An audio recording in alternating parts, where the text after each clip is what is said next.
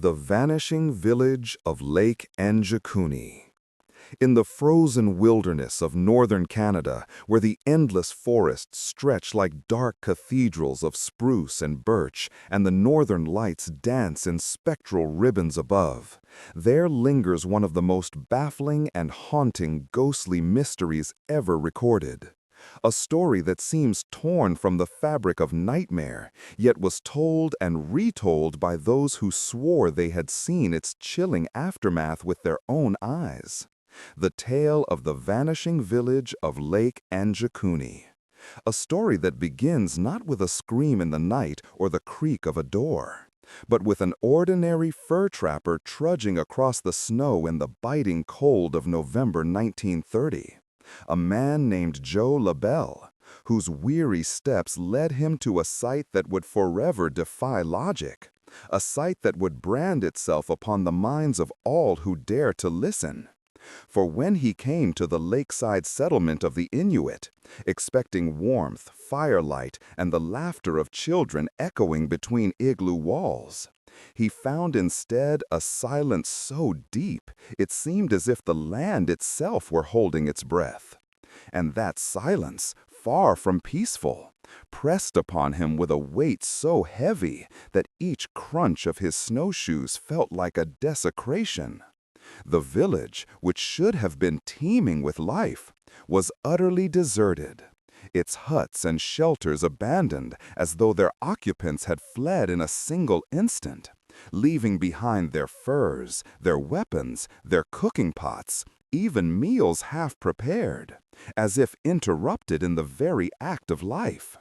And yet there were no tracks in the snow, no sign of struggle. No trail leading away into the forest, nothing but the oppressive stillness of absence. Worse still, LaBelle claimed to have found the village dogs, starved and frozen in their harnesses, some gnawed down to bones in their desperation, their glazed eyes staring into eternity as though they had watched something unspeakable approach, something against which they could neither bark nor flee.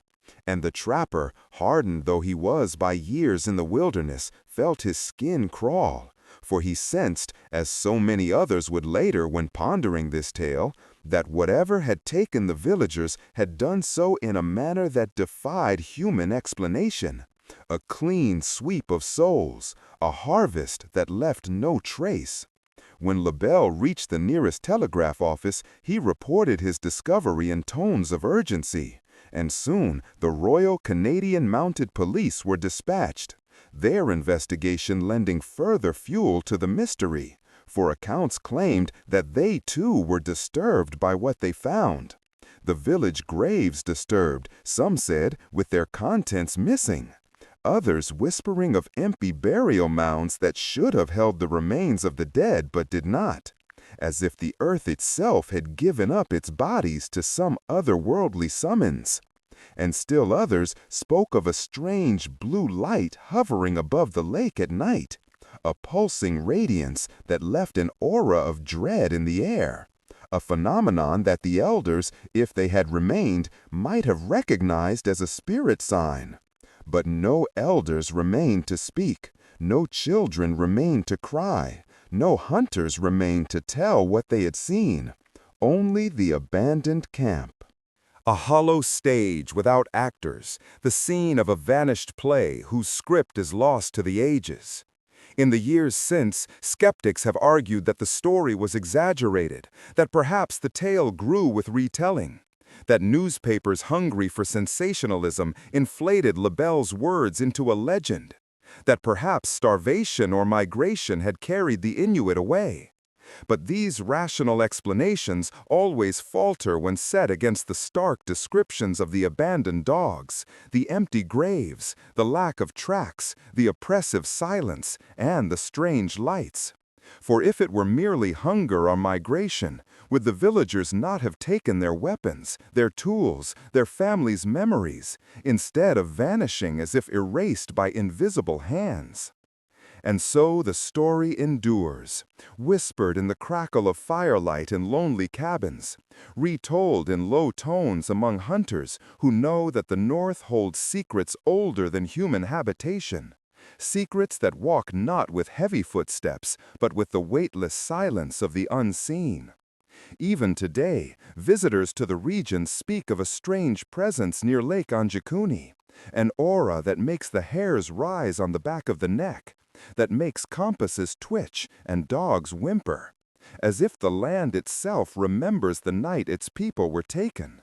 And as one considers the vast, empty landscapes of Canada, the frozen lakes under the aurora, the howling winds carrying voices that are not voices, one wonders what force could wipe away a village as easily as a hand sweeps frost from glass. And whether those souls, taken from their fires and families, still wander the edges of the lake in ghostly procession, unseen yet felt, part of a mystery that mocks our insistence on logic, for there are places on this earth where reason has no dominion. And the vanishing village of Lake Anjikuni is one of them, a ghostly scar upon the face of history that will never heal, no matter how many theories are advanced or how many skeptics scoff. Because at the heart of the story remains that impenetrable silence, that frozen stillness where laughter should have been, and the knowledge that entire lives can be snatched away in an instant, leaving only questions echoing across the tundra, questions to which the dead, if they could speak, would whisper answers that the living dare not hear. The phantom ship of the North Atlantic, the eternal voyage of the Flying Dutchman.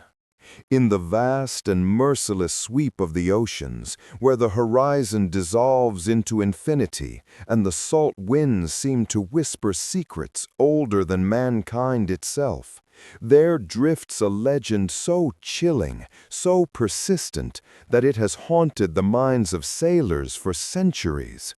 A tale woven from salt spray and superstition, of a vessel that is both ship and specter, doomed to sail until the end of time, never finding harbor, never knowing rest.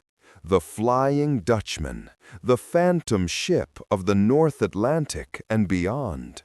A ghostly apparition whose sudden appearance in the rolling mist has driven seasoned mariners to their knees in prayer, convinced that the very sight of its glowing sails was a death omen that no man could escape. To understand the power of this legend, one must slip into the minds of those who live upon the sea, men who faced storms like living beasts, who knew that death was but a wave away, and who relied not only on the compass and the stars, but on omens, portents, and stories whispered in the dark corners of taverns, stories of ships that vanish without a trace, of ghostly crews chained forever to the decks of vessels that should have long since rotted to driftwood. And among these, none carries the weight of terror like the Flying Dutchman, said to blaze across the waters in unnatural light, her sails filled by winds no other ship can feel, her timbers unbroken by the passage of centuries. The origin of the tale drifts like fog itself. For some say the Dutchman was once a proud vessel captained by Hendrik van der Decken, who, caught in a violent storm off the Cape of Good Hope in the 17th century, swore in blasphemy that he would round the Cape if it took him until doomsday, and with those words sealed his fate, binding himself and his ship to the eternal torment of never reaching safe port, condemned to wander until the world's end, while others claim different names, different captains, different curses, yet all agree that the Dutchman became a thing unbound by mortal rules, a vessel adrift between the worlds of the living and the dead, Sailors across the centuries swore to have seen her, sometimes bathed in an eerie phosphorescence, sometimes looming black against the lightning-lit sky, sometimes appearing suddenly in calm seas with her rigging taut though no wind stirred, always vanishing as quickly as she appeared, leaving terror in her wake. For to glimpse her was to invite catastrophe, shipwreck, or death. And many captains kept silent if they believed their men had seen her, lest panic seize the crew. Even in modern times, the tale has persisted, for records tell of the Flying Dutchman being sighted by naval officers, merchant crews, even royalty, with Prince George of Wales, later King George V, reportedly witnessing the phantom ship off the coast of Australia in 1881, noting the strange glow and spectral appearance. A vision followed by the sudden death of a sailor who had first spotted her, as though the legend itself demanded a soul for its unveiling. Skeptics argue that such apparitions may be explained by mirages, atmospheric refractions known as fata morgana, which can cause ships beyond the horizon to appear as if floating in the air, distorted and luminous. But those who have looked upon the Dutchman insist that what they saw was no trick of light, for they felt the cold terror of recognition, the sense that the ship before them was not flesh and timber, but shadow and curse, carrying a crew of the damned whose hollow eyes stare endlessly into the mist. The Dutchman has become more than a sailor's story. It has seeped into the marrow of maritime culture, a reminder that the sea is not merely water and wind, but a realm where the veil between life and death is thinnest, where lost souls might be glimpsed steering their eternal courses, where curses linger long after the bodies that uttered them have crumbled into dust. Poets and playwrights have seized upon the story. Wagner transforming it into opera, novelists reshaping it into allegory. Yet the raw terror remains in the original tellings, those huddled around lanterns on creaking decks, whispering of a ship that cannot die. Imagine yourself on such a deck, the night deep, the sea calm but brooding, the stars veiled by rolling cloud, when suddenly through the fog there emerges a towering silhouette, sails full though no breeze stirs your own rigging, lanterns glowing with an unnatural light, a vessel that should not exist. And your throat tightens as you realize what you are seeing, that you are face to face with the Dutchman itself, the cursed ship doomed to wander forever. Its presence a reminder that some vows, once spoken, bind not only the soul but the very wood and iron of a ship to the darkness of eternity. One wonders what manner of crew inhabits that phantom vessel, whether they are shades of the men who perished with Vanderdecken, compelled to haul ropes that never slacken, to scrub decks that never rot, their cries swallowed by the waves, their eyes empty sockets reflecting the endless horizon. Or whether the ship sails without crew at all, an automaton of the curse, driven by winds of the underworld across oceans that shudder beneath her passage. Yet the greatest mystery is why she appears when she does, why some crews see her blazing across the storm only to vanish in the next flash of lightning, while others glimpse her serene in calm seas, her ghostly sails silvered by the moon, as if she appears not randomly but with purpose, heralding doom, marking those who must soon fall to the deep. In this way, the Flying Dutchman transcends even the ghost story. She becomes the sea's reminder of its dominion, a warning that all men who challenge its depths do so at the mercy of forces beyond comprehension, and that even in an age of steel ships and satellite navigation, the ocean keeps its phantoms, its curses, its wandering souls, and among them none is more dreaded than the Dutchman, sailing still, logic-defying, eternal, a ship without port, a curse without end, a shadow stitched into the very fabric of maritime history, awaiting the next storm, the next fog, the next wide-eyed crew who will whisper in terror that they have seen the death ship blaze across the horizon, knowing in their bones that to see her is to be marked, and that the sea never forgets those it has claimed. The ghosts of the Tower of London, haunting echoes of bloody history. Rising grim and implacable upon the banks of the River Thames, its stone walls scarred by centuries of bloodshed, treachery, and imprisonment, the Tower of London stands not merely as a monument to history, but as a brooding vessel of memory, a place where the living whisper in awe, and the dead, it is said, still linger in restless torment.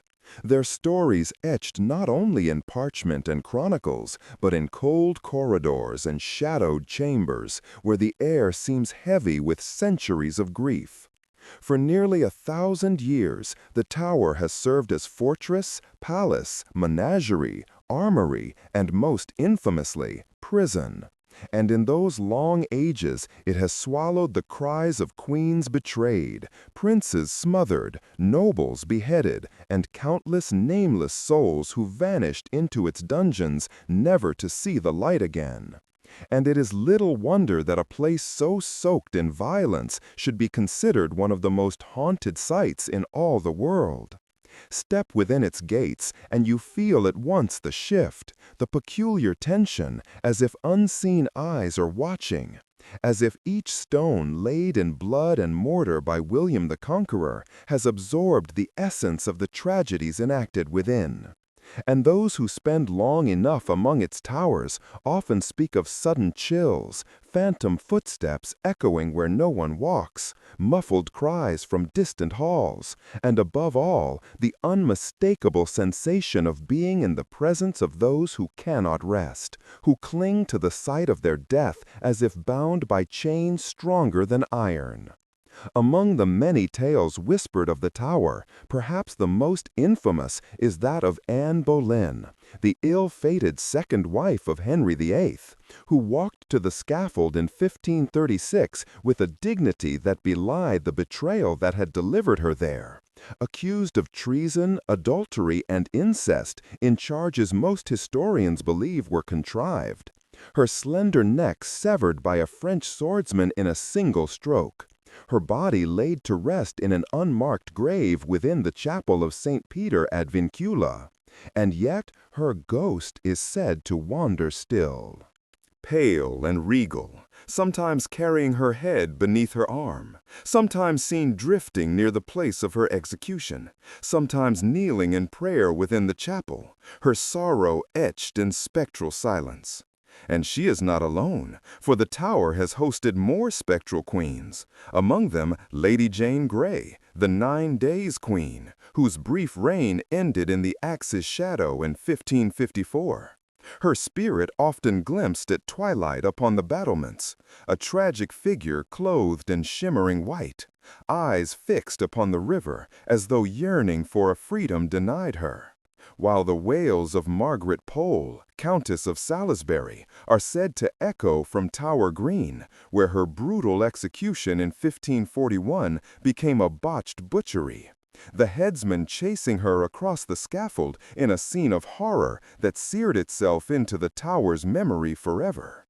But the most chilling of all the tower's phantoms are not queens or countesses, but children, the princes in the tower, Edward V and his younger brother Richard, who in 1483 were placed in the tower by their uncle, Richard, Duke of Gloucester, ostensibly for their protection, but soon after were seen no more.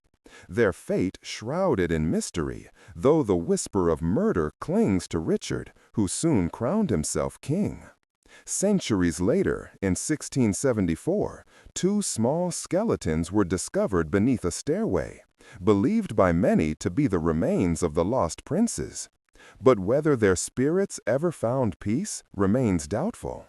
For guards and visitors alike have reported seeing 2 pale boys in nightshirts wandering hand in hand, their faces sad, their eyes wide with confusion. who vanish into the stone walls when approached, leaving behind an ache in the heart that logic cannot explain. Nor are they the only restless children, for ghostly cries of infants have been heard in the Salt Tower, echoing down passages empty of all but dust. And those who know the tower's grim history whisper of the forgotten innocents who perished unnamed within its depths.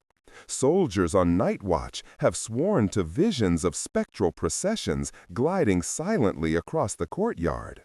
Figures in Tudor dress moving as if still caught in ceremonies centuries past. While ravens, those guardians of the tower, whose presence is said to ensure the survival of the kingdom, sometimes take flight in agitation at empty air. Their black wings beating furiously as though to ward off an invisible intruder. Tales tell of phantom bears appearing in the Martin Tower, a relic perhaps of the menagerie once housed there, so real that one guard supposedly died of fright upon confronting the beast.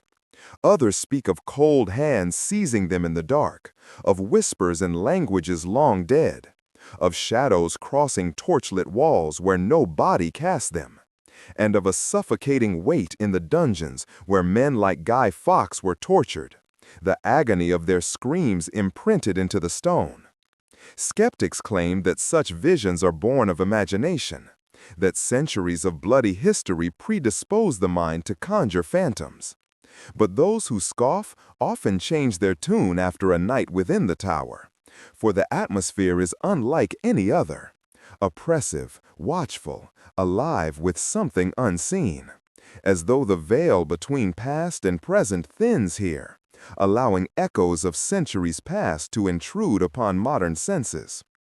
The tower is not merely haunted by individual spirits, it seems, but by its own history, a reservoir of suffering too immense to be contained, a place where time loops upon itself, and the dead walk beside the living in unseen procession. And as tourists shuffle through its halls, guided by yeoman warders whose jovial tales mask the darker truths, one cannot help but feel that behind the laughter, behind the photographs and souvenirs, the tower itself still breathes with its ghosts, that Anne still kneels in the chapel, that Jane still paces the battlements, that the princes still wander in endless confusion, and that in the silence between footsteps one might yet hear the echo of weeping, the metallic clang of swords, or the whispered prayers of the condemned. The Tower of London, then, is more than stone and mortar. It is a mausoleum of memory, a crucible where history and hauntings intertwine, a monument not only to the power of kings, but to the persistence of souls, lingering in defiance of reason, reminders that the past is never truly past, and that some tragedies, soaked too deeply into the bones of a place, will continue to echo until the end of time. The mystery of the Greenbrier ghost, a spirit that testified in court. In the shadowed hollows of West Virginia, where the mountains rise like slumbering giants and the mist clings to the valleys with the persistence of memory, there lingers one of the strangest and most unsettling tales in American folklore, a tale that pushes against the very boundaries of law, belief, and reason. A story not merely of a haunting, but of a ghost whose testimony was said to help bring her own murderer to justice.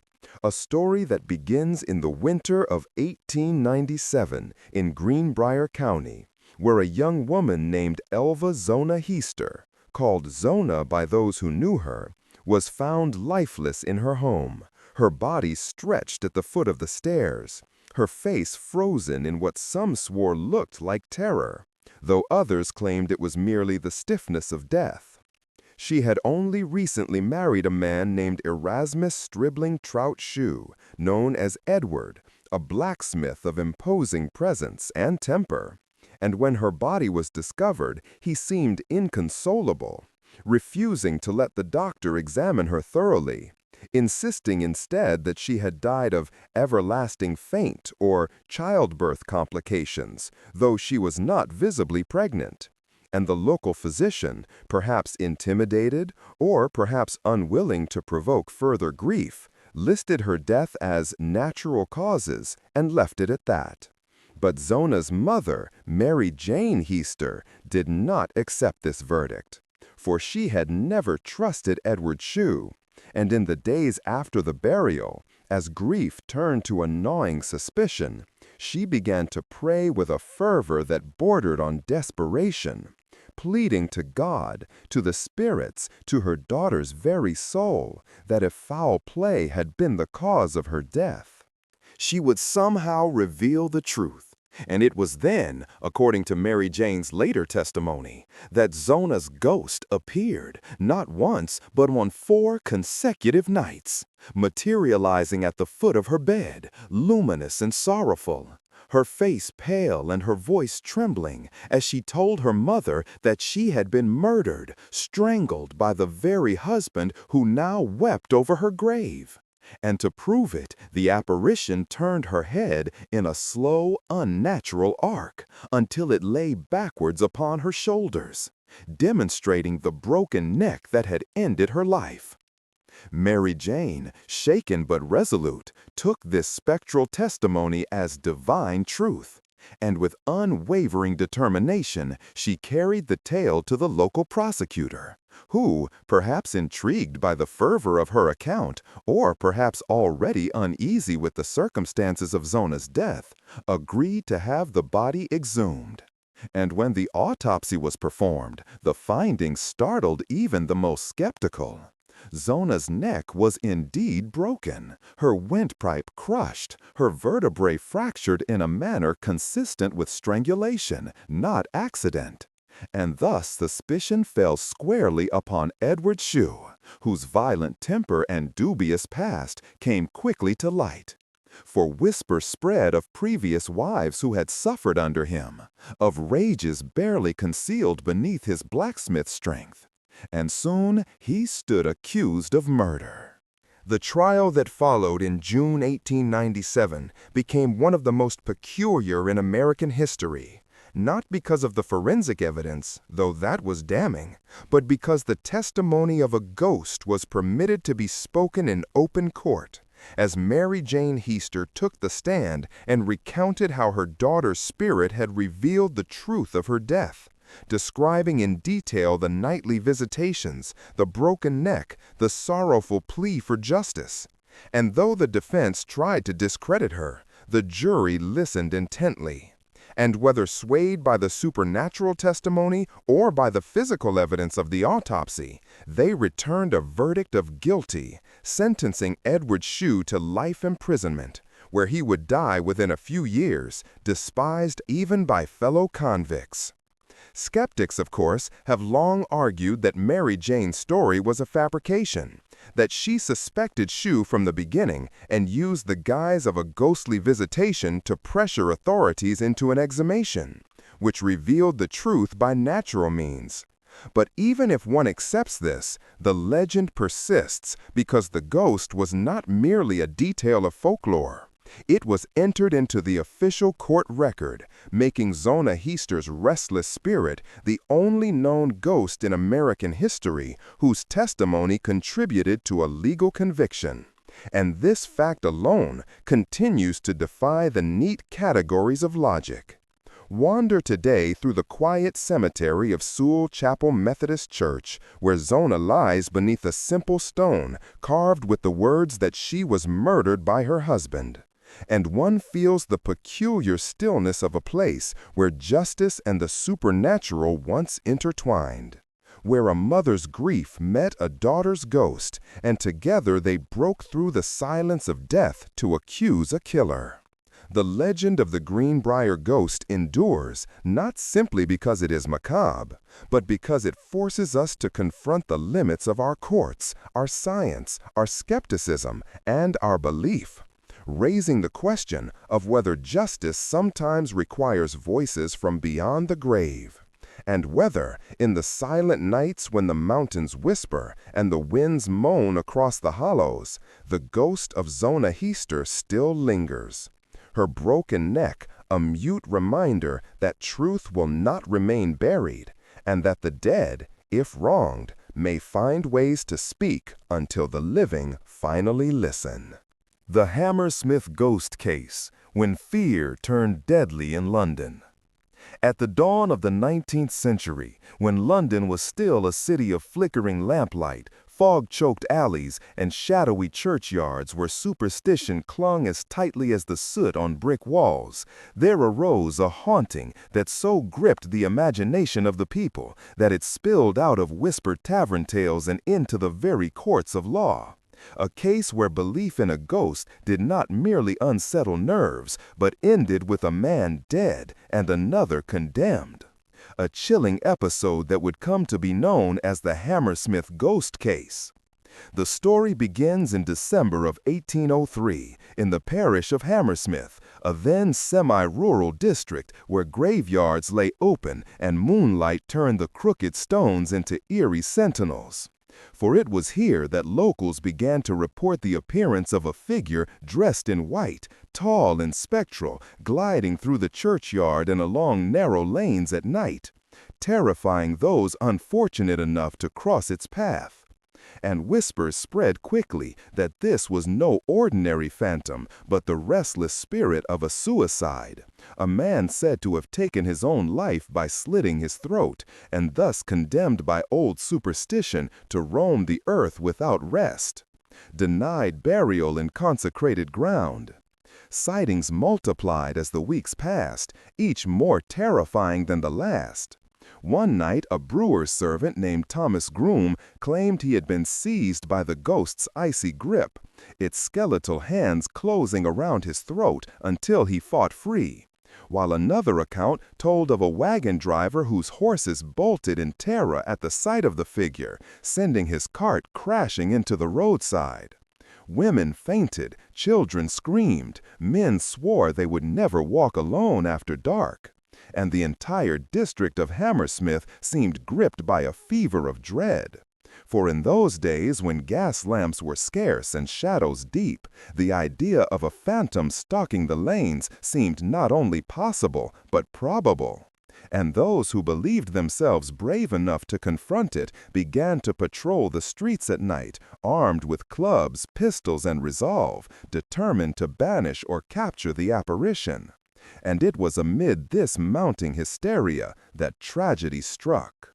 On the cold night of January 3, 1804, a man named Francis Smith, one of the volunteer watchmen, took up his fowling piece and set out to patrol Black Lion Lane, his nerves taut, his ears straining for the slightest sound.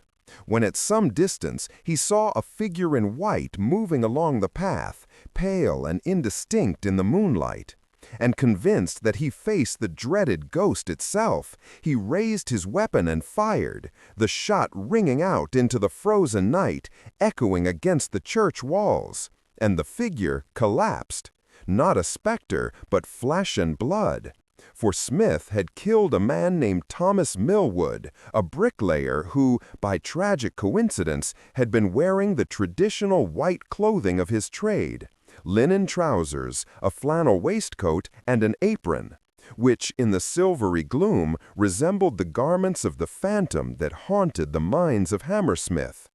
The horror of the mistake rippled instantly through the parish, for though Millwood's death was clearly the result of hysteria, the law could not ignore the fact that Smith had fired upon an unarmed man, and so the case was brought before the Old Bailey, where for the first time in English history the question was raised, could belief in a ghost serve as justification for a killing? The trial drew enormous attention, the newspapers seizing upon every detail. For the public was not merely fascinated by the sensational tragedy, but enthralled by the philosophical implications. And in the courtroom, arguments clashed as fiercely as sabers. The defense contended that Smith had acted as any reasonable man would under the circumstances, believing himself threatened by a supernatural menace that had terrorized the district, while the prosecution insisted that ghosts, whether real or imagined, could not absolve a man of responsibility for shedding innocent blood. In the end, the jury, torn between pity for Smith and the iron letter of the law, delivered a verdict of manslaughter.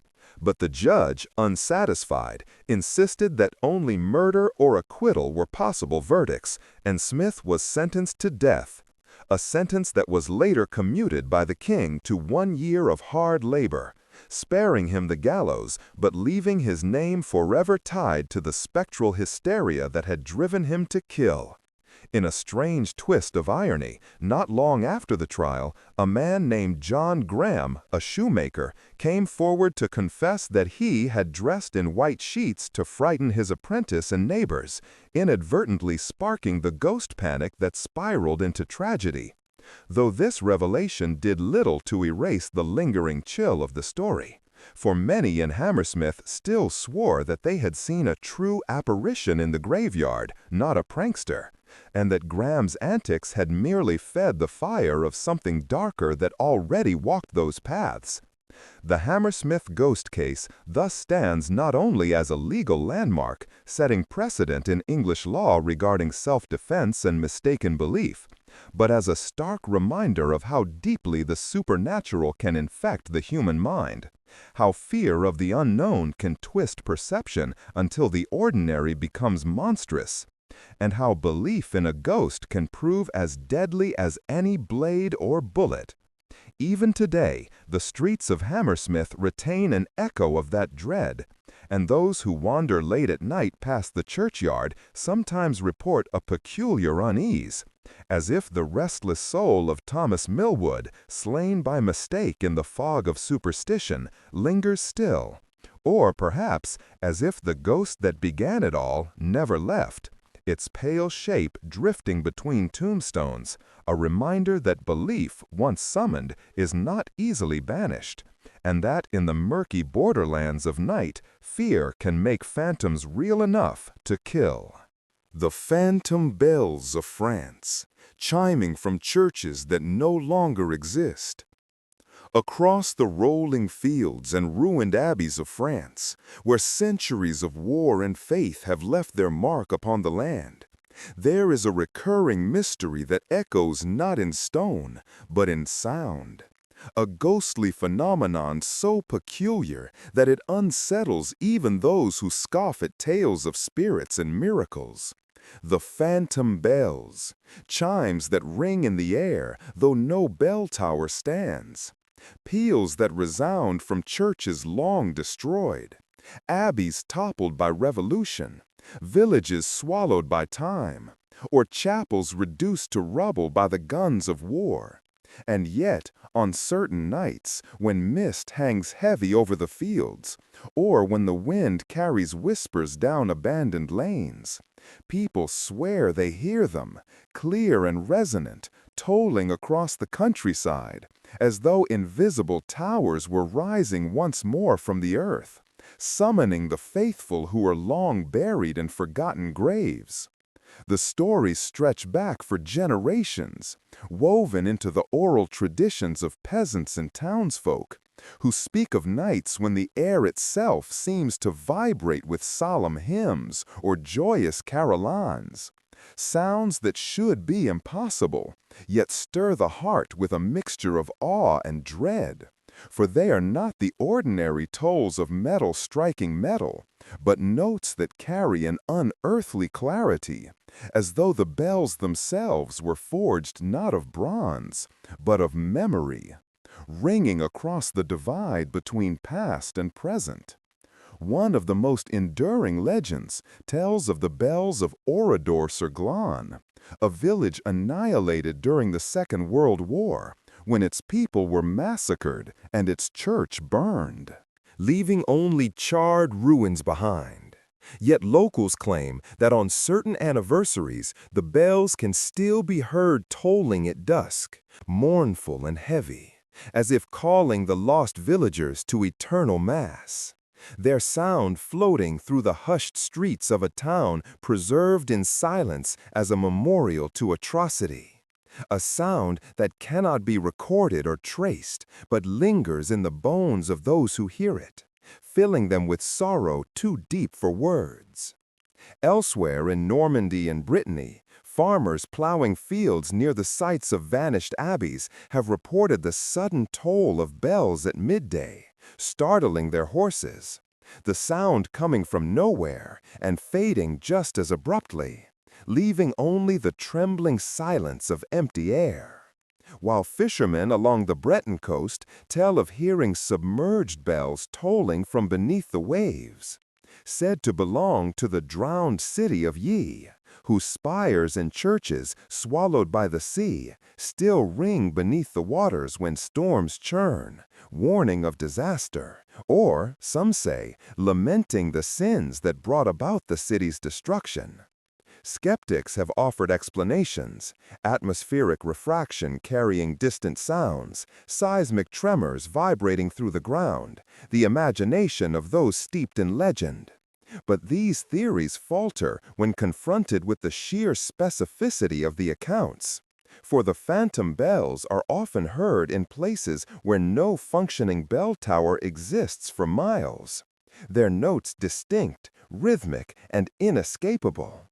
And they have been heard not by lone dreamers, but by groups of people simultaneously, each describing the same sequence of tones as though attending a spectral service. In some regions, the bells are considered omens, foretelling death or disaster, while in others they are believed to be blessings, signs that the spirits of monks or priests still keep vigil over their lost sanctuaries, rimming out masses for souls forgotten by the living, and those who hear them sometimes remove their hats or cross themselves instinctively, compelled by reverence, though no church remains to command it. The phenomenon is not confined to rural tales, for even in Paris there are whispers of phantom bells, said to have been heard near the ruins of convents destroyed during the Revolution, when mobs tore down steeples and melted bells for cannon. Yet, in the stillness of the night, some swore the tolling returned, echoing down deserted streets as if the stones themselves remembered the cadence of faith.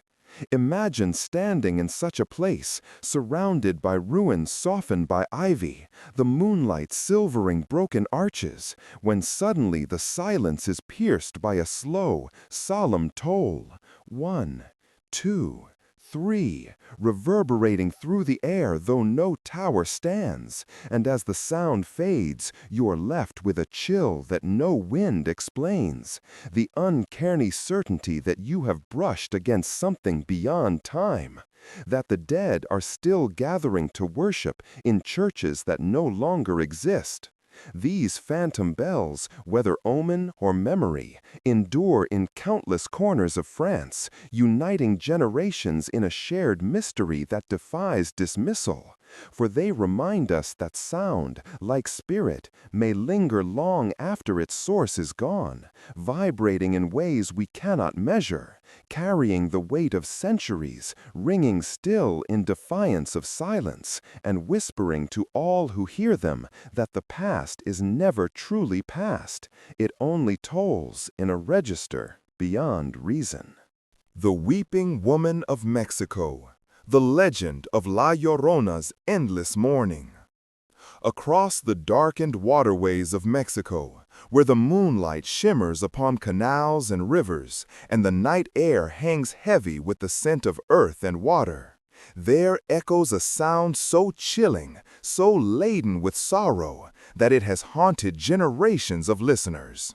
The mournful wail of La Llorona, the weeping woman, whose legend is whispered in hushed tones around firesides, told as both a warning to children and a reminder to adults that grief, guilt, and punishment can transcend even death.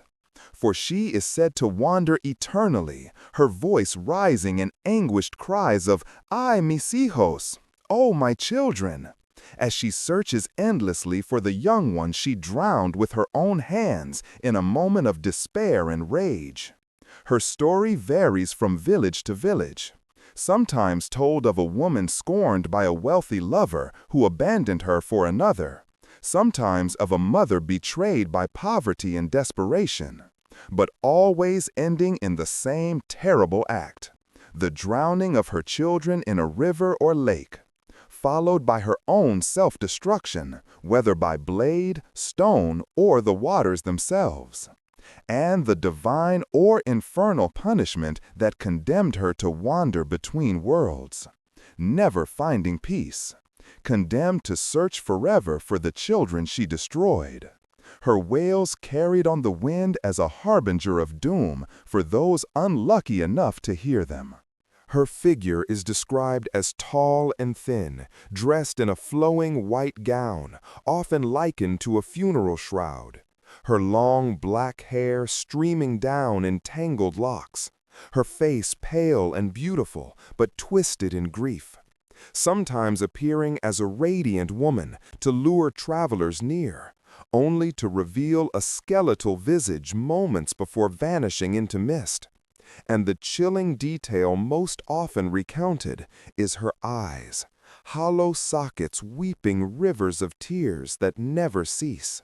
Sightings of La Llorona are said to occur most frequently near bodies of water, rivers, lakes, canals, or even irrigation ditches, where travelers returning home late at night may hear her cries drifting over the currents, a sound that claws into the bones and tightens the heart with dread.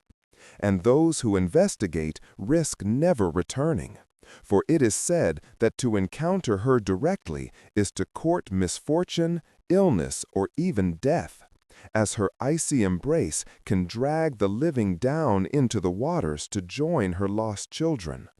Yet the legend is not simply one of terror, but also of cultural resonance, for La Llorona has become a symbol of sorrowful motherhood, betrayal, vengeance, and penitence, reflecting centuries of Mexican history and struggle, from colonial oppression to the mixing of indigenous and Spanish traditions, where pre-Hispanic water spirits, goddesses of rivers and lakes like Cihuacoatl, merged with Catholic notions of purgatory and damnation to form a figure that is at once mythic and profoundly human, embodying guilt and longing in a way that resonates across generations.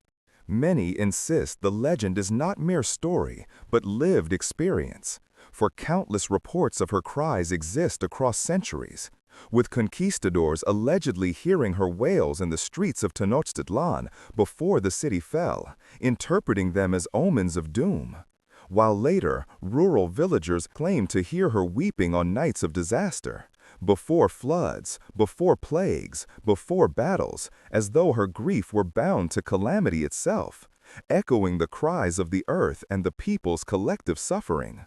Skeptics dismiss her as imagination sharpened by fear and folklore, a tale told to keep children away from dangerous rivers at night.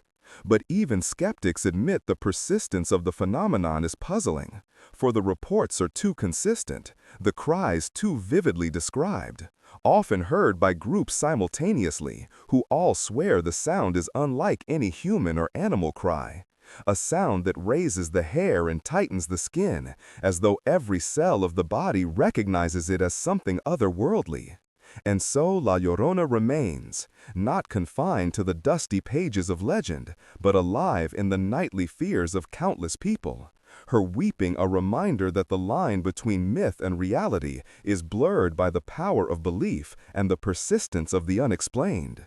For if she does not exist as a wandering spirit, she exists nonetheless in the minds and hearts of those who hear her, an archetype of eternal mourning, whose cries defy silence and logic alike, whispering to us that some griefs can never be buried, that guilt can bind a soul stronger than chains, and that the waters of the earth may still carry echoes of the dead who cannot rest. Whether she is a restless spirit, a manifestation of collective trauma, or an ancient goddess veiled in new stories, La Llorona continues to haunt Mexico and beyond, her legend spreading across the Americas, appearing in modern accounts, films, songs, and nightmares, and always returning to the same chilling refrain. A woman dressed in white, wandering the night by rivers and canals, her voice rising in heartbroken lament that chills the blood of all who hear. her presence a reminder that love, loss, and punishment can echo across eternity, defying the barriers of logic, faith, and time.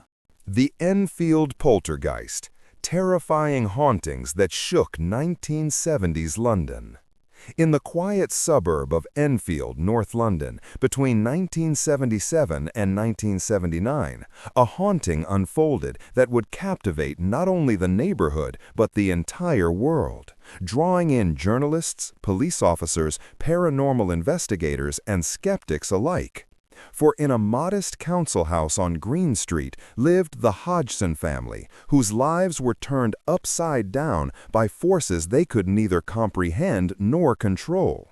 Forces that came to be known collectively as the Enfield Poltergeist.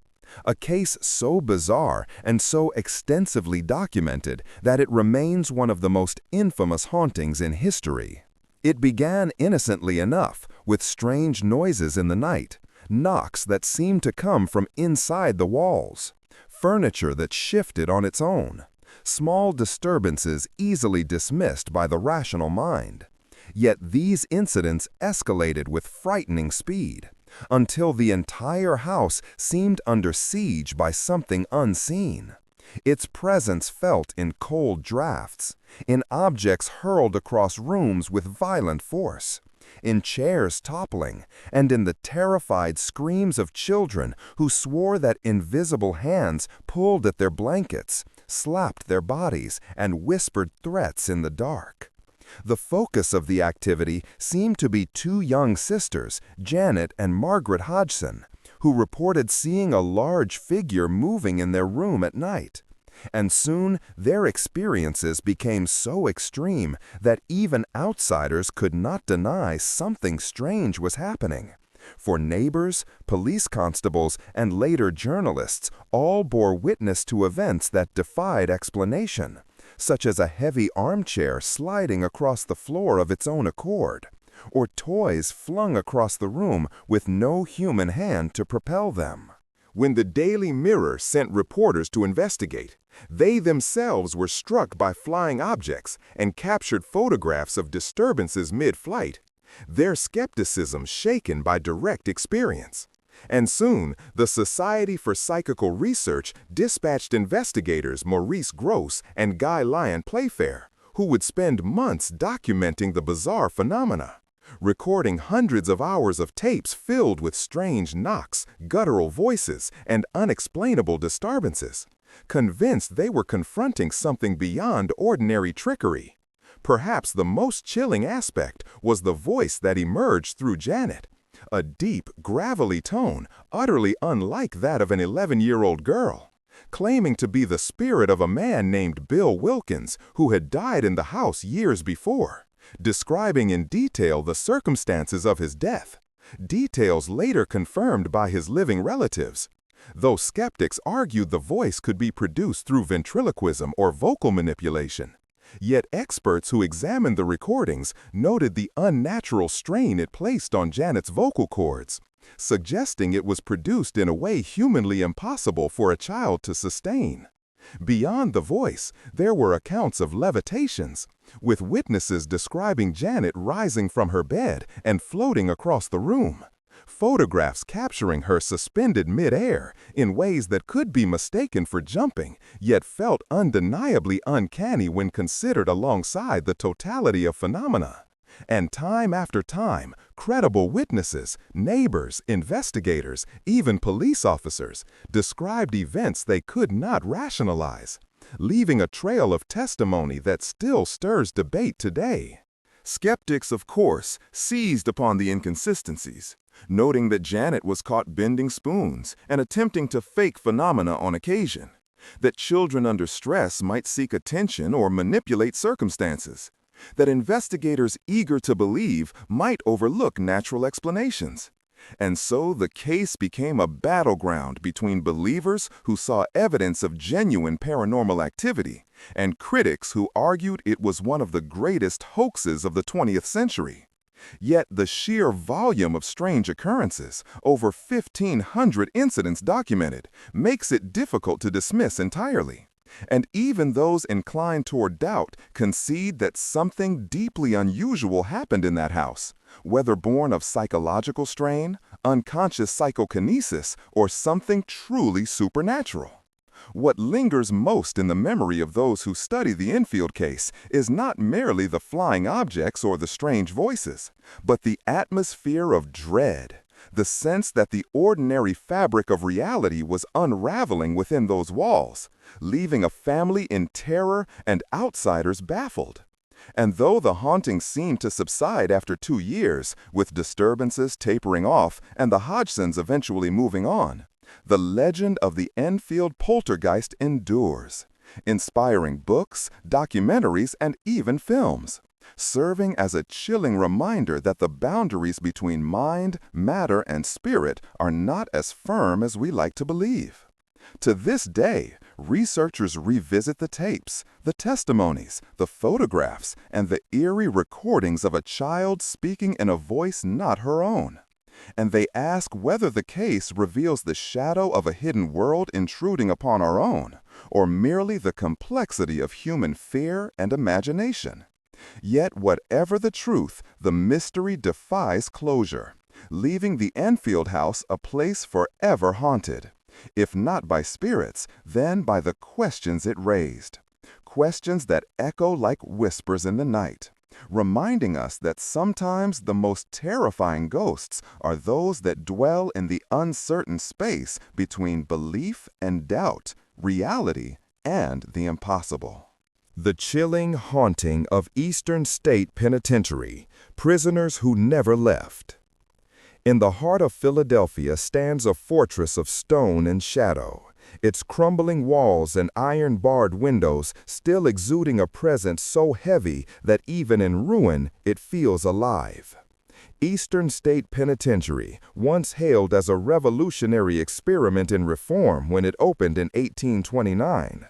A place designed not for punishment but for penitence, where prisoners were kept in solitary confinement with only their thoughts, their guilt, and the voice of God as imagined companions.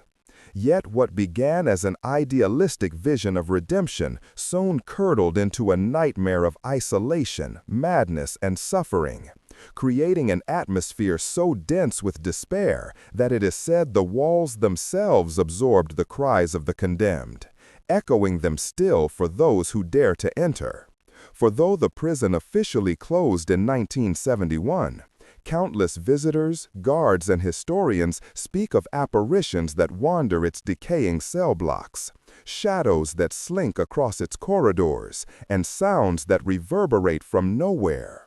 Phantom footsteps, clanging cell doors, whispered voices carried through air that should be silent, all of which have earned it the reputation as one of the most haunted places in America. Its architecture alone inspires unease, a massive radial design of long spoked cell blocks extending from a central hub like the ribs of a wheel, meant to embody the all-seeing eye of justice, but more often compared to the cold geometry of a tomb, where each prisoner lived in monastic isolation, hooded when moved to prevent recognition, their only company a Bible and their own unraveling minds. And it is no wonder that madness was rampant, with inmates pacing endlessly, muttering to themselves, or clawing at the stone walls as if to dig their way out of reality itself. And in that crucible of isolation, cruelty often seeped in, with punishments rumored to include strapping inmates to chairs for days, dousing them in freezing water in winter, or locking them in the hole, an underground pit of absolute darkness where time dissolved and sanity with it. And those who endured such torments are said to remain still, their suffering imprinted upon the place in ways that defy explanation.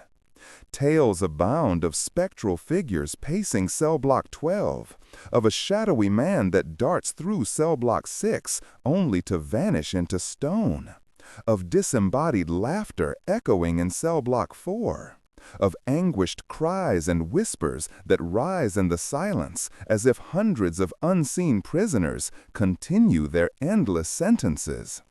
And some claim to see faces peering from empty cells, pale and fleeting, while others feel icy hands grip their shoulders in hallways where no living person stands. The most famous accounts come from guards and workers who spent long hours within the prison's walls even after its closure, many of whom admitted to feeling watched, followed, or overwhelmed by an inexplicable dread. And paranormal investigators who entered with skepticism often left shaken, reporting sudden equipment malfunctions, unexplainable shadows caught on film, and voices recorded on EVP that mutter words of pain, fear, or defiance. Skeptics, of course, argue that the penitentiary's haunting reputation stems from its sheer atmosphere, its looming towers, its decayed grandeur. Its history of misery, creating fertile ground for imagination to play tricks. Yet even the most rational visitor finds it hard to dismiss the sense of presence, the weight of centuries of despair pressing in on the skin, the uncanny feeling that unseen eyes linger in the gloom.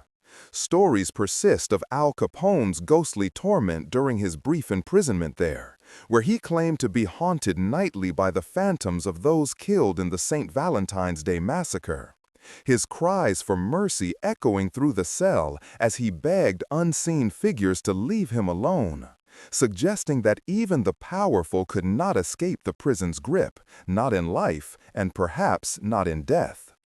As the years pass, the penitentiary has become both a monument to history and a stage for ghost tours, where curious visitors walk the same paths once trodden by prisoners, guided by flickering lanterns through the ruined cell blocks, and countless of them leave with tales of their own.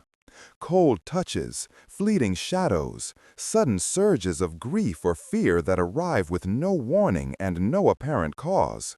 Experiences that align too closely across too many witnesses to be dismissed as coincidence. And so Eastern State Penitentiary endures as more than a ruin, more than a museum, for it feels alive with the residue of lives broken and ended within its walls, a place where logic falters and imagination is overpowered by sensation, where visitors leave convinced that some prisons cannot be escaped, not by steel doors, not by death. For the prisoners who never left still linger, silence, watching, pacing, mourning. Their presence felt in every creak of stone and every chill of air, haunting not just the penitentiary, but the very idea of justice, punishment, and the human soul's endurance in the face of unending confinement. The ghostly hitchhiker phenomenon, spirits thumbing rides across the world. There is perhaps no modern ghost story more universal, more deeply woven into the folklore of roads and highways across the world than that of the phantom hitchhiker, a figure who appears at the edge of darkness when headlights cut through lonely stretches of asphalt, their thumb extended, their figure fragile yet oddly insistent, and drivers, moved by compassion, curiosity, or an unspoken pull, stop to offer them a ride, only to discover moments or miles later that their mysterious passenger has vanished without a trace, leaving only a lingering chill in the air, a scent of perfume or damp earth, or a phrase spoken just before disappearance that haunts the driver forever.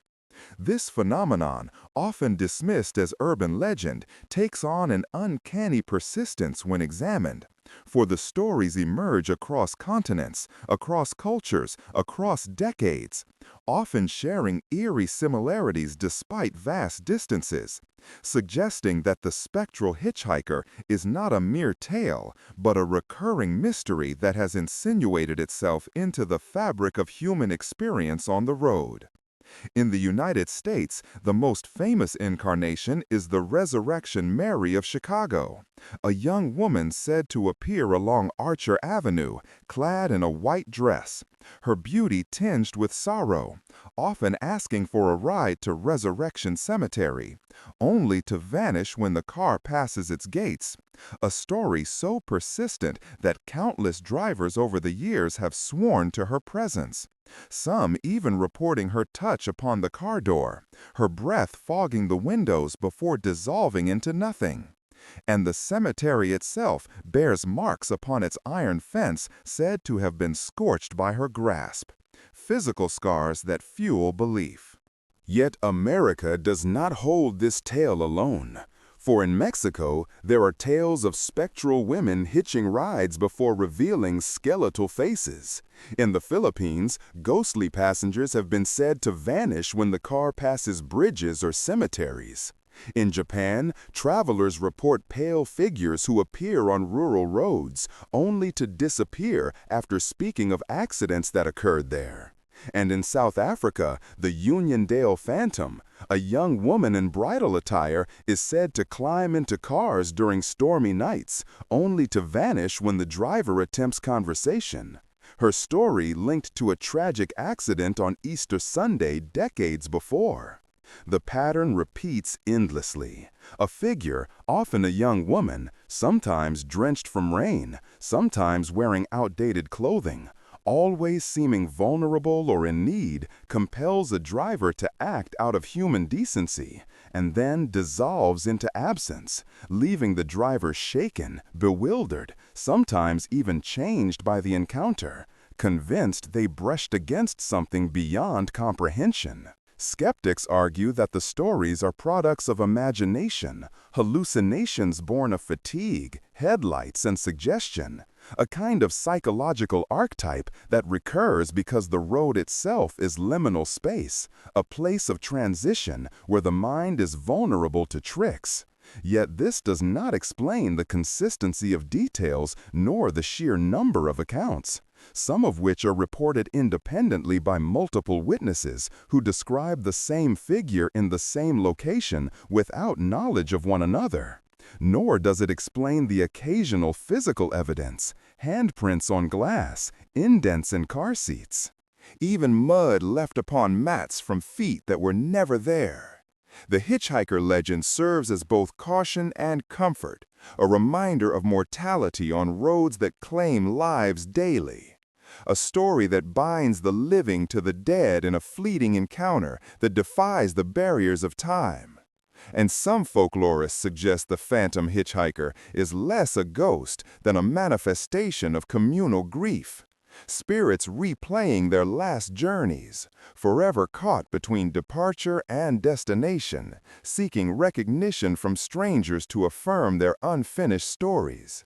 Yet for those who have seen them, it is no metaphor, but a visceral memory.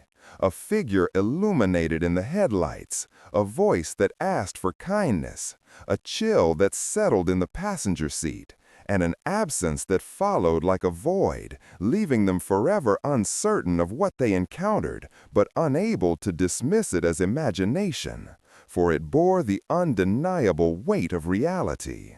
And so the ghostly hitchhiker endures, told in whispers at roadside diners, in the cab of trucks during long hauls, in the recollections of those who swore they never believed in ghosts until they gave one a ride. Its presence expanding wherever there are roads, wherever night cloaks the world in uncertainty, wherever humanity is compelled to stop for a stranger, only to realize that stranger belonged not to the living, but to the shadowy realm of the in-between, where unfinished journeys demand recognition, and the dead still travel the highways of the living, defying logic, defying time, and reminding us that sometimes the most ordinary act, offering a ride, can draw us into the most extraordinary of mysteries. The Apparitions of Gettysburg. Soldiers still marching after death. On the rolling hills and quiet fields of Gettysburg, Pennsylvania, where in July of 1863 the most brutal battle of the American Civil War unfolded, the air still seems to carry the echo of musket fire, the thunder of cannon, and the cries of tens of thousands of men who fell in the span of 3 days. For though more than a century and a half has passed, the ground itself appears unable to forget. And countless visitors, historians, and locals whisper of apparitions that wander the battlefields. Spectral soldiers who march, fight, and fall again and again, as if the struggle never ended, making Gettysburg not only hallowed ground, but also one of the most haunted places in America. A site where history and mystery intertwine in ways that defy logic. The numbers alone are staggering. Over 50,000 casualties in 3 days, with thousands left to die where they fell, their bodies hastily buried in shallow graves or left exposed until collected under the searing sun, their blood soaking the earth so deeply that rain was said to run red in the aftermath. And it is little wonder that such violence left an indelible scar, not only on the nation, but on the very landscape. A scar that manifests in apparitions reported with uncanny frequency by those who walk the grounds. Visitors speak of shadowy figures in Union or Confederate uniforms glimpsed along the fields of Pickett's charge. Soldiers seen kneeling in prayer or slumped in death at Devil's Den. Phantoms who vanish when approached, yet leave behind the sharp scent of gunpowder or the chill of despair. And at night, the fields become stages for entire ghostly reenactments, with witnesses reporting the sound of volleys, drums, and shouted orders cutting through the darkness, though no living soul is present. One of the most chilling accounts comes from tourists who wandered into a field and suddenly found themselves surrounded by the sounds of marching boots and clanking weapons, only to see a column of soldiers materialize in the mist before dissolving into the air as swiftly as they appeared, leaving the witnesses trembling with the sense that they had briefly stepped into the year 1863 itself, transported into the ghostly repetition of history. Guides at Devil's Den speak of strange orbs of light that hover near the rocks, sometimes forming vague human shapes, while photographers report figures captured in their frames who were not visible to the naked eye. Soldiers standing guard, rifles at their sides, eyes staring across eternity. Even skeptics who tour the fields at night often leave unsettled, claiming they heard whispered voices calling their names or footsteps pacing just behind them, though no one was there. And some report being touched, even shoved, as if unseen hands were reminding them that this ground remains claimed by the dead. The old homes and barns that served as field hospitals during the battle are also rife with reports of hauntings, their walls once soaked with blood and filled with the agonized cries of the wounded, many of whom died without comfort, their spirits said to linger in the very places where their suffering ended, appearing as pale figures at windows or moaning in the silence of night. Skeptics argue that Gettysburg's reputation fuels imagination, that the weight of its history plants visions in the minds of those who walk its fields. But such explanations falter in the face of thousands of testimonies collected over decades, many from those who never sought a ghost story but found one thrust upon them. Their experiences too vivid, too consistent to be dismissed as mere suggestion. And while historians can catalog troop movements and casualty counts, they cannot explain the soldier seen leaning against a tree by a modern tourist, nor the group of phantom men who vanished into thin air, nor the strange photographs that continue to surface, bearing evidence of forms in uniform where none should be. Gettysburg's apparitions are more than just stories of restless dead.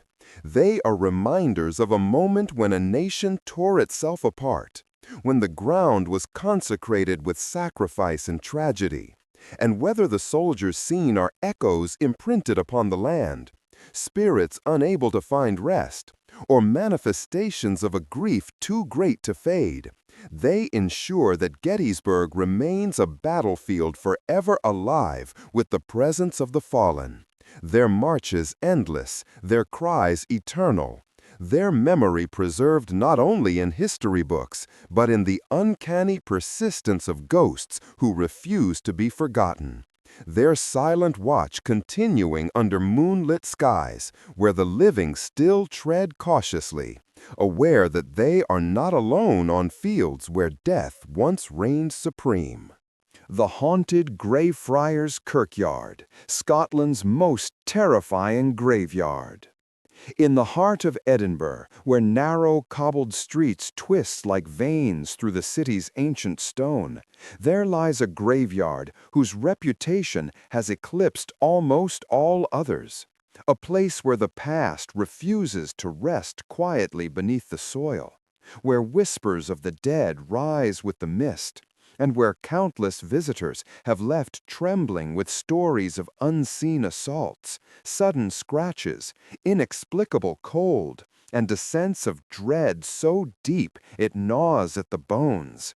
This is Greyfriars Kirkyard, known not only as Scotland's most haunted cemetery, but one of the most terrifying in the world. A necropolis that has absorbed centuries of suffering, violence, and legend, until the veil between the living and the dead seems unbearably thin. The cemetery itself, dating back to the 16th century, is steeped in the history of Scotland's bloody religious conflicts. Its uneven ground, dotted with weathered stones, crumbling mausoleums, and blackened tombs, each one etched with names long forgotten by the world, yet somehow still alive in the whispers of the night.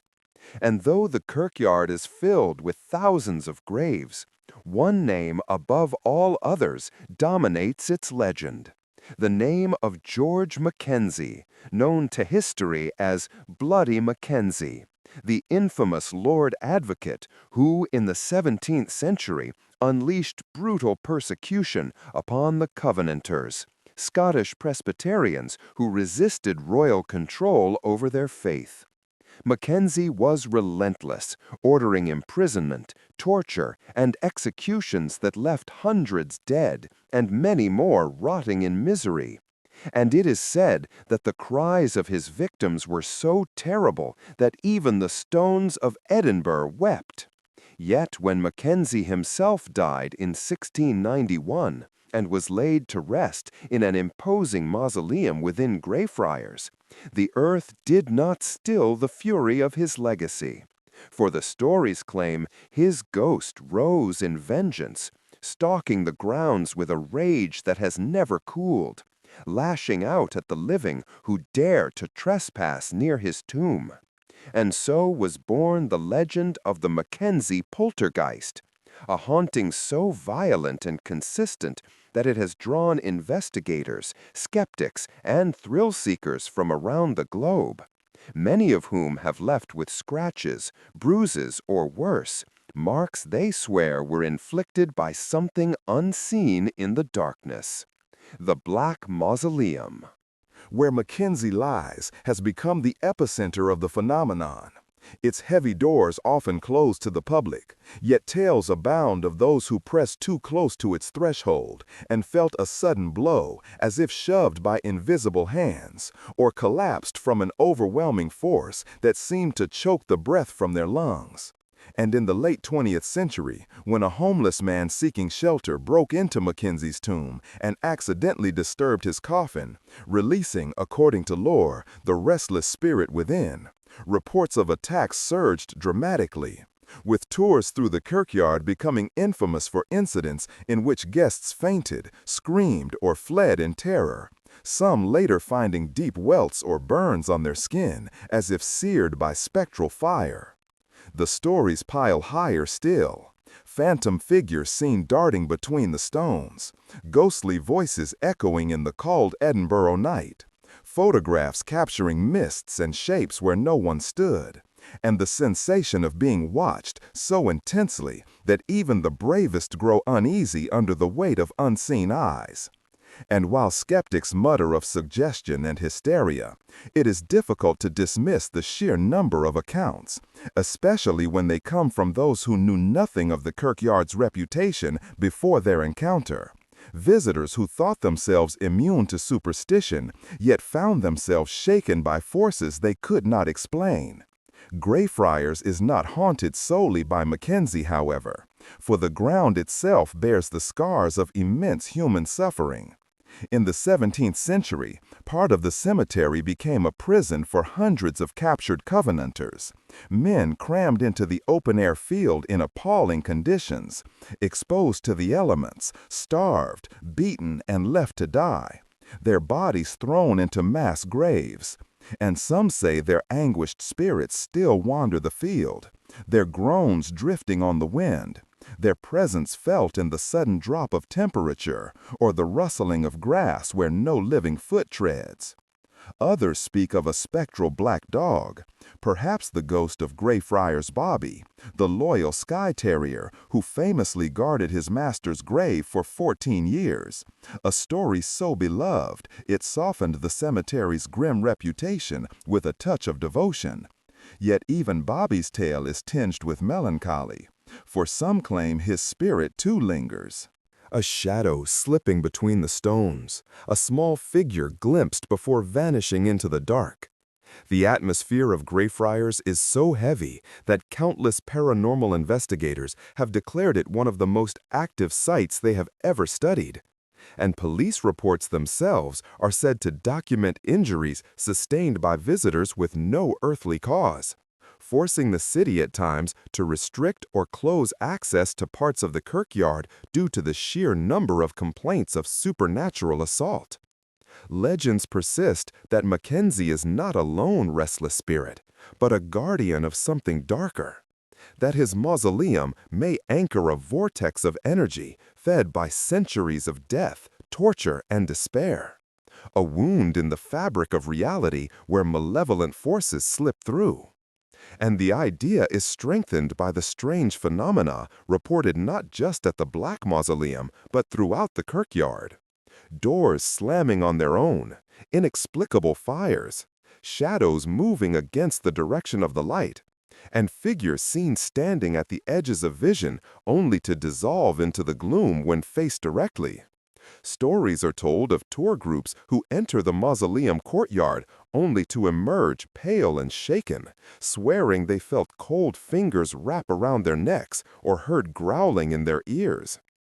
And though rational minds may search for psychological explanations, the fact that physical injuries so often accompany the experiences keeps Greyfriars on the map of the inexplicable. Beyond the paranormal, the graveyard holds its own historical mysteries. Crypts sealed for centuries yet said to echo with knocking from within. Stones that seem to shift position overnight. Coffins disturbed without signs of forced entry.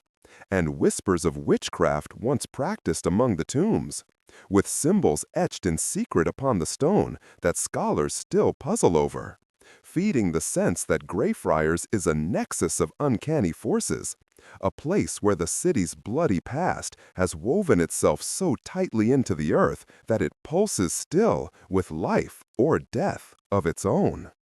To wander Greyfriars at night is to feel that pulse, to hear the crunch of gravel underfoot echoed too loudly, as though answered by footsteps that are not your own, to pass beneath the looming shadow of Mackenzie's mausoleum and wonder whether unseen eyes are fixed upon you, and to leave the gates with the unsettling conviction that something has followed you into the living world. For Greyfriars Kirkyard is not a place of quiet rest, but a theater of restless souls, its legends told and retold by those who dare to enter, each tale more chilling than the last, each scratch, each whisper, each apparition deepening the mystery of a graveyard that defies logic, a place where history bleeds into the present and the dead refuse to remain buried. The Lady in White legends, eternal spirits of love and loss. Across cultures, continents, and centuries, there emerges a figure so eerily universal that scholars, folklorists, and believers alike marvel at her persistence. A pale woman clothed in white, gliding through moonlit landscapes, appearing in castles, crossroads, graveyards, and lonely country roads. Her presence tied inexorably to sorrow, betrayal, or untimely death. And though each culture shapes her in its own likeness, the archetype remains hauntingly consistent, as if humanity itself conjures her from the same well of grief and longing, a collective ghost born of heartbreak and injustice. She is the Lady in White, known by countless names, but always adorned in pale garments, her spectral form radiating both beauty and dread. A figure that chills the blood of those who encounter her, yet draws them in with an almost hypnotic fascination. For she embodies not merely death, but unresolved emotion. The unfinished story of a woman whose tragedy was so profound that it could not be silenced by the grave. In Europe, her legends cling to the stone walls of medieval castles, where noble women wronged by lovers or murdered by jealous husbands are said to roam eternally, their white gowns glowing against the gloom of torchlit corridors. One famous tale tells of the White Lady of Hohenzollern Castle in Germany, a noblewoman whose life ended violently. Her apparition appearing before moments of death in the family line, a harbinger wrapped in sorrowful grace. In Eastern Europe, particularly in Hungary and Slovakia, white ladies are often linked to tales of betrayal, women entombed alive or slain unjustly, their ghosts serving as eternal reminders of cruelty endured, and their sudden appearances, sometimes weeping, sometimes silent, strike fear into the hearts of those who see them. Yet the phenomenon is not confined to Europe, for across the oceans and into the Americas, the Lady in White walks again. In Mexico, she emerges as La Llorona, the weeping woman, a mother who drowned her children in a fit of madness or despair, and now roams riversides in eternal mourning. Her white-clad figure and chilling cries terrifying generations of children and adults alike. And in the United States, countless tales echo her form. From spectral brides seen near highways to ghostly women appearing at the sites of tragic accidents, such as the famous Resurrection Mary of Chicago, who hails rides from unsuspecting drivers only to vanish from their cars near a cemetery gate, leaving behind nothing but terror and mystery.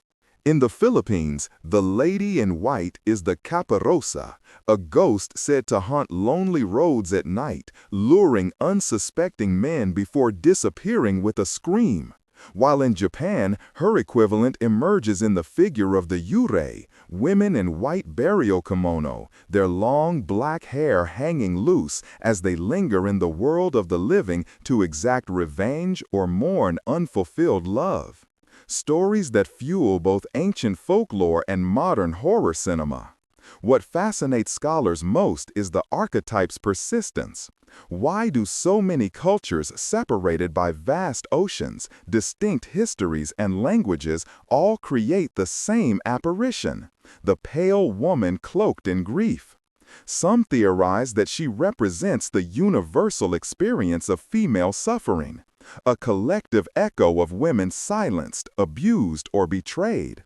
Their anguish preserved in the symbolic garb of white, the color of purity, innocence, and also mourning, depending on the culture. Others suggest she is less psychological and more supernatural, a genuine entity that transcends borders, manifesting in forms that cultures interpret through their own lenses. A timeless spirit of tragedy that drifts endlessly across the globe. The encounters themselves defy simple dismissal, for countless testimonies describe meetings with these figures in startling detail. Drivers swear they picked up a young woman in a white gown on a rainy night, speaking little, sometimes asking to be taken home, only for her to vanish mid-journey. And when they inquire at the address she gave, they are told no such woman could have existed, for she died years before in an accident nearby.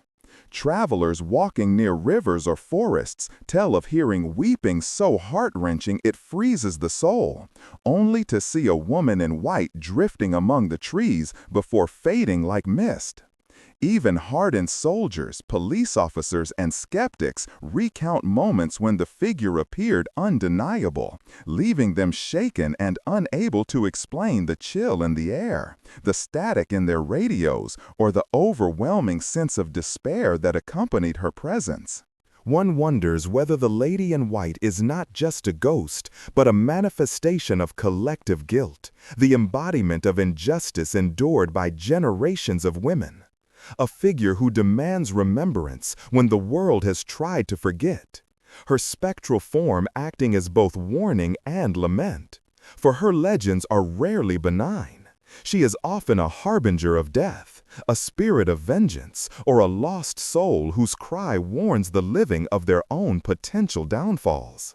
And in this way, she defies logic not merely by existing in story after story, but by continuing to appear in the flesh, as though her sorrow is an eternal flame that cannot be extinguished. Paranormal investigators who seek her often come away with strange photographs, misty outlines, glowing forms, women in period dress caught in places where no costumed figure should have been.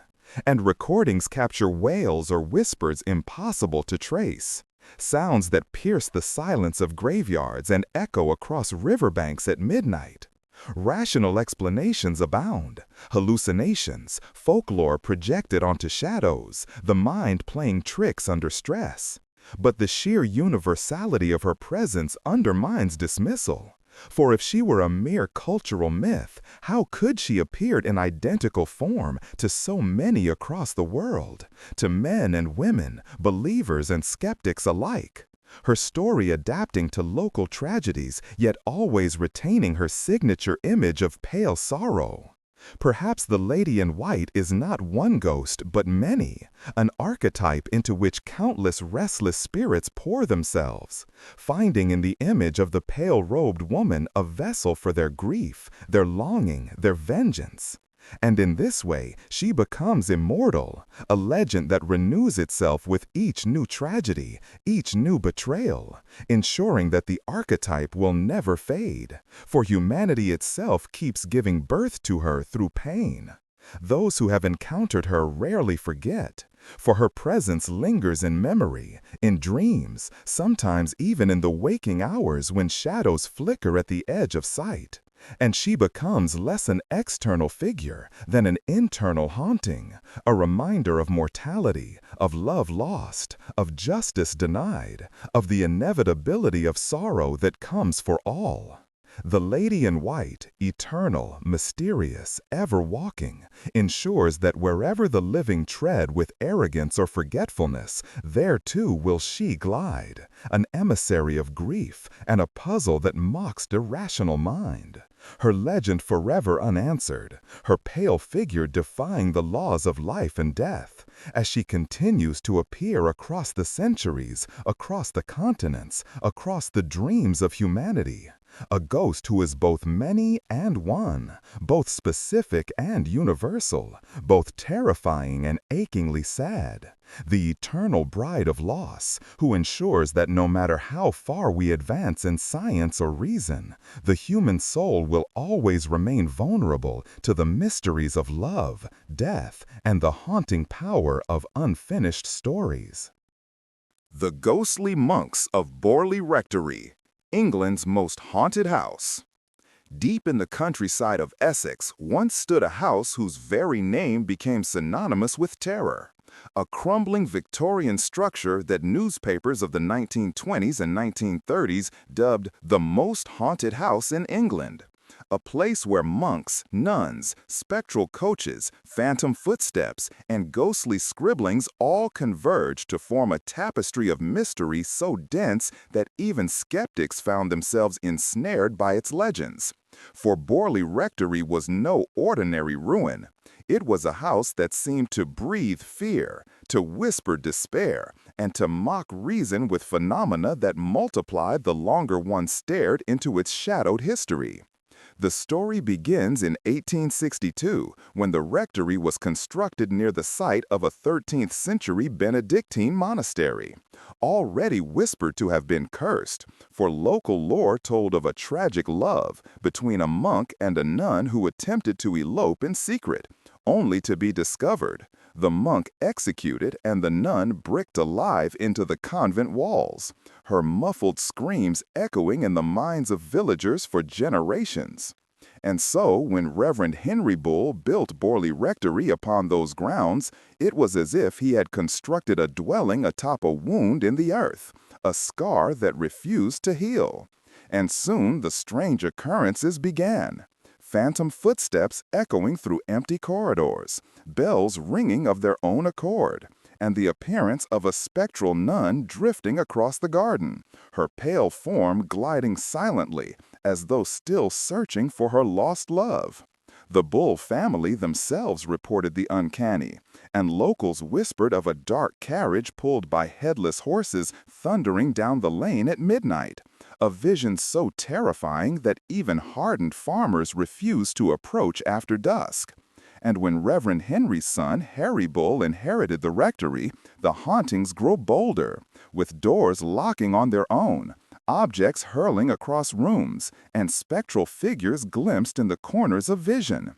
Yet the true notoriety of Borley would come decades later, when Reverend Lionel Foister and his wife Mary Ann moved into the rectory in the 1930s. For it was during their residence that the house seemed to erupt with malevolence, producing not only the usual knocks and shadows, but phenomena so intricate and intelligent they defied explanation.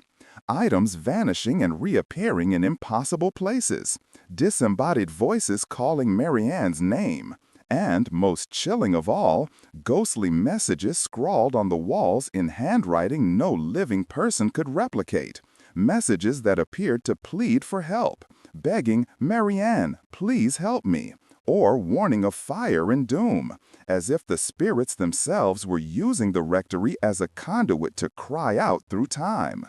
Mary Ann herself was reportedly attacked by unseen forces, slapped, thrown from her bed, and dragged by invisible hands, while guests and parishioners bore witness to objects levitating before their eyes. And one cannot help but sense that whatever inhabited Borley was no mere trickster spirit, but a multitude of restless entities bound to a cursed plot of land. The fame of Borley spread so widely that it attracted the attention of the controversial paranormal investigator Harry Price, who leased the property for his own investigations and brought in a rotating crew of assistants to document the hauntings.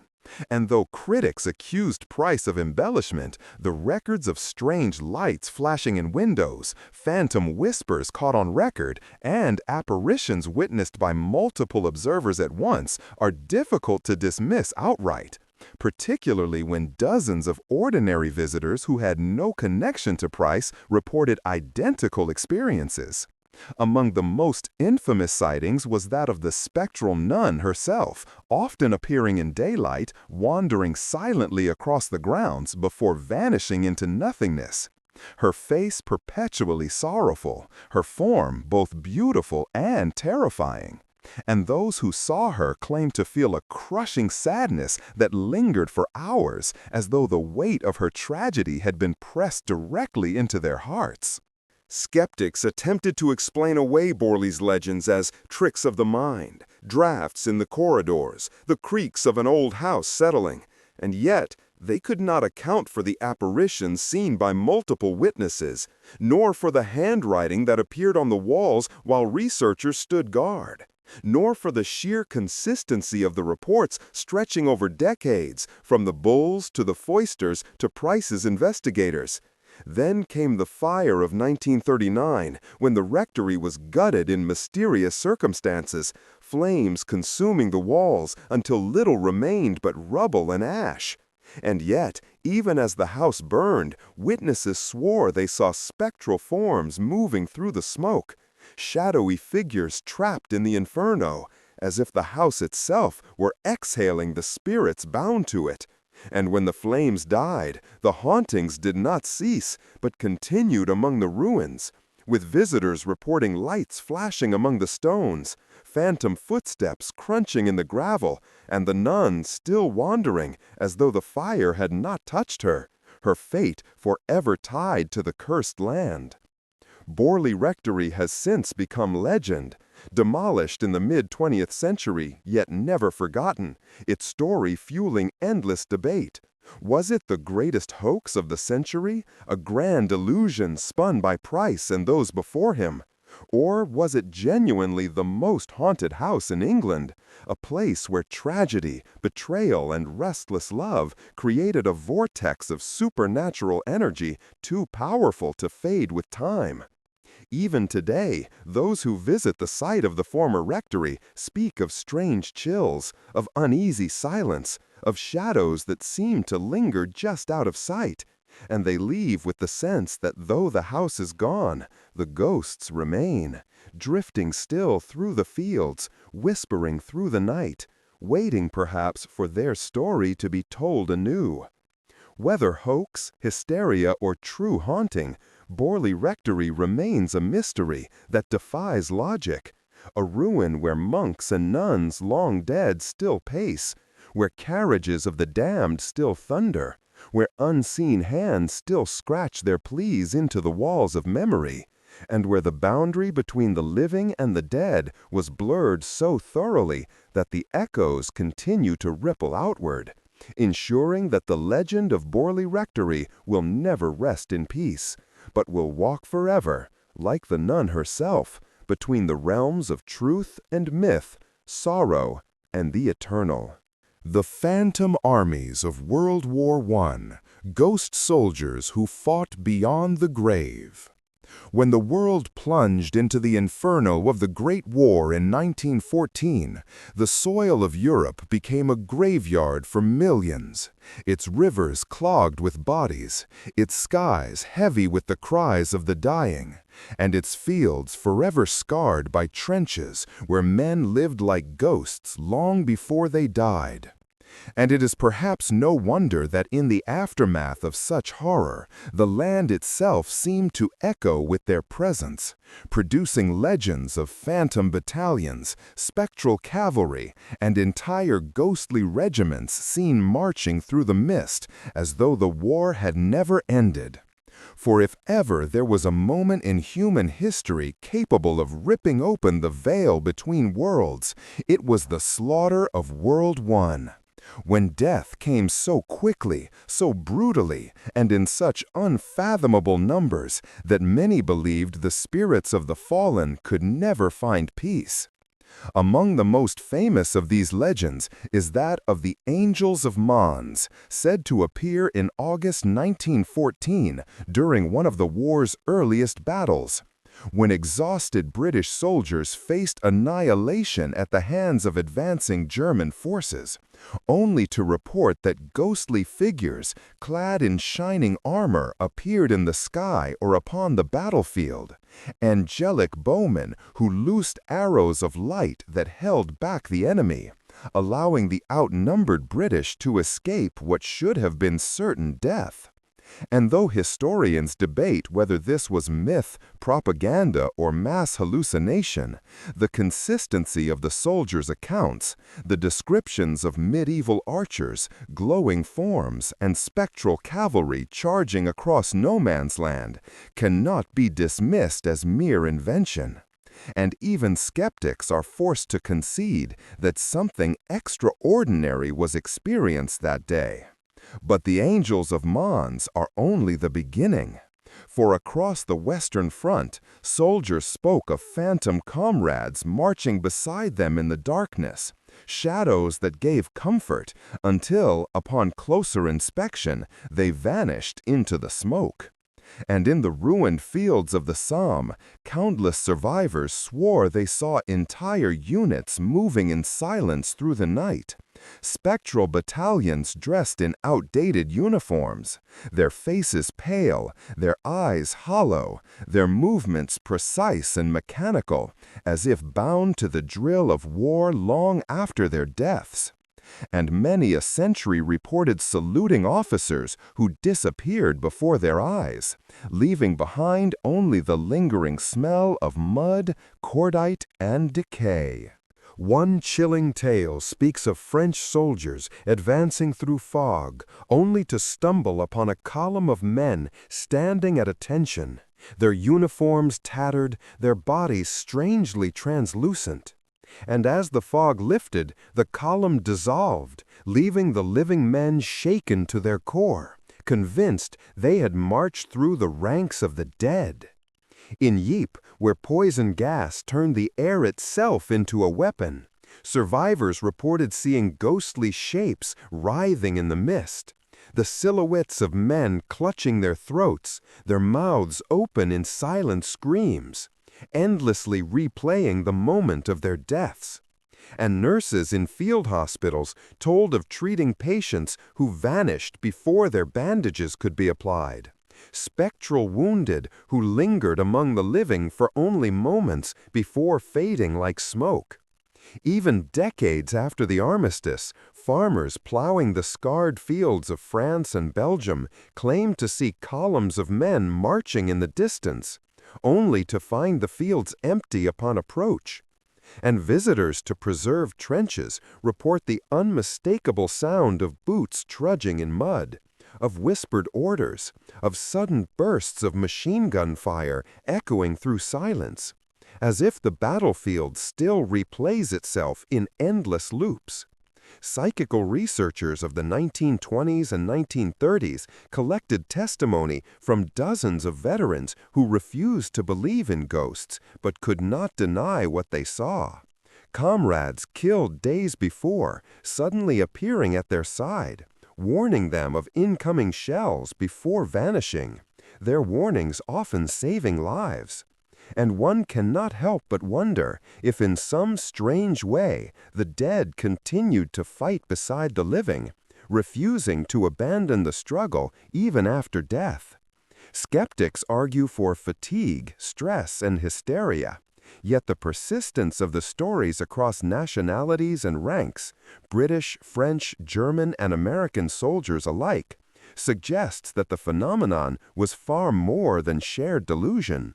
For how could men from different trenches, speaking different tongues, all describe the same spectral battalions, the same pale figures, the same armies that should not have been there? Even in the decades that followed, long after the guns fell silent, visitors to Verdun, Passchendaele, and the Somme have reported strange encounters. Guides leading tourists through the preserved trenches have spoken of phantom soldiers emerging from dugouts, their hollow eyes staring before vanishing, and night watchmen guarding war cemeteries tell of voices carried on the wind, of lanterns swinging in the distance where no living man could walk, and of the overpowering sense that the fallen still stand watch. Perhaps the most haunting of all is the notion that these phantom armies are not merely isolated spirits, but entire echoes of regiments bound to the soil where they fell, pursed to march endlessly across no man's land, replaying attacks that ended in slaughter, their eternal duty mocking the futility of war. And if this is so, then Europe's battlefields are not just graves, but living tapestries of spectral conflict, invisible to most, yet undeniable to those who have felt their presence. The idea resonates with countless travelers who describe standing alone on the Somme and suddenly hearing the faint roll of drums, the distant clamor of bugles, or the tramp of thousands of boots moving in perfect unison. Sounds so vivid they swear the ground itself trembled, only for the world to fall silent once more, leaving them shaken and weeping with the sense that the dead still march beneath their feet. What makes the phantom armies of World War I so compelling is not merely the scale of the stories, but their universality. They arise from every side of the conflict, from victors and vanquished alike, suggesting that the horror of the war transcended allegiance, binding all who fell in a shared limbo. And their apparitions may be less about haunting the living than about remaining together, soldiers unwilling to abandon their brothers even in death, continuing the march because that was all they knew, because to stop would mean to acknowledge the futility of their sacrifice. And so, the phantom armies defy logic not only because they appear where none should exist, but because they embody a truth too painful for the rational mind to accept. That when death comes in waves so vast, so sudden, the world itself may fracture, allowing the echoes of the fallen to linger in ways that blur the boundaries of time, memory, and existence. Whether one believes the tales or dismisses them as stress-born hallucinations, the fact remains that the battlefields of the Great War are unlike any other, places where silence itself feels heavy, where the earth seems to sigh, and where the past is never truly past. For in the mist of dawn or the stillness of midnight, the phantom armies march again, endless, sorrowful, and unforgettable, reminding all who see them that war leaves scars not only upon the land, but upon the very soul of humanity, scars that no passage of time can erase. For the soldiers of 1914-1918 may be buried, but their ghosts still fight, still walk, still call to the living, an eternal army without rest. Their story the final and perhaps most chilling of all the ghostly mysteries that defy logic.